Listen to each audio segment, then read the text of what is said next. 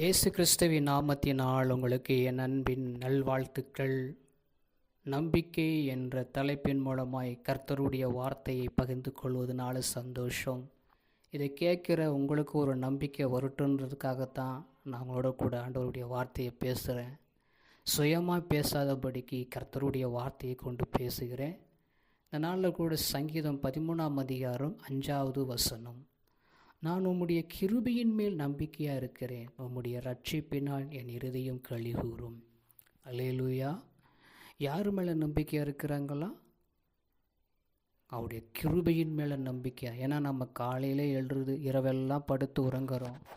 காலையில் எழுவது அவருடைய கிருபை. ஏன்னா காலையில் உம்முடைய கிருபையும் இரவிலே உம்முடைய சத்தியத்தை அறிவிப்பது நலன்னு சொல்லி வசனம் சொல்லுகிறது. அப்படியா இருக்கும் பொழுது நான் உம்முடைய கிருபையின் மேல் நம்பிக்கையாக இருக்கேன். ஏன்னா கிருபை தான் நம்மளை இதுவரைக்கும் நடத்துவது, அவருடைய கிருபை. நம்மளை நிர்மூலமாகாமல் இருப்பது அவருடைய கிருபை. நம்மளை பாதுகாப்பது கிருபை. நம்மளை வழிநடத்துவது அவருடைய கிருபை. அவருடைய எல்லாத்துக்கும் அவருடைய கிருபை நம்மோடு கூட இருக்கிறதுனால, அது மாத்திரமில்லை, அவருடைய நம்மளை ரட்சிப்பினால் என் இருதயம் களிகூறு சொல்லி இங்கே தாவீது அழகாக சொல்கிறத பார்க்க முடிகிறது.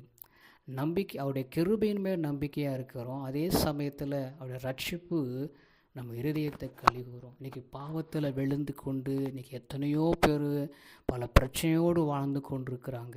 அந்த ரட்சிப்பை அடையாதபடியினால் அவனுடைய ரட்சிப்பினால் என் இருதயம் களிகூறுது. நம்ம அவர் மேலே நம்பிக்கை வச்சுருக்கிறோம். அதே சமயத்தில் அவர் ரட்சிப்பு நம்ம இருதயத்தை களிகூற பண்ணுகிறது. இந்த வசனத்தின்படி கர்த்தர் நம்மோடு கூட பேசுவதனால கர்த்தரை ஸ்தோத்தரிப்போம், அப்படியே துதிப்போம், ஜெபம் பண்ணுவோம். எங்களை கிருபையாக நேசிக்கிற எங்கள் அன்பின் நல்ல தகப்பனே, உங்கள் கிருபை மேலே நாங்கள் நம்பிக்கையாக இருக்கிறோம்.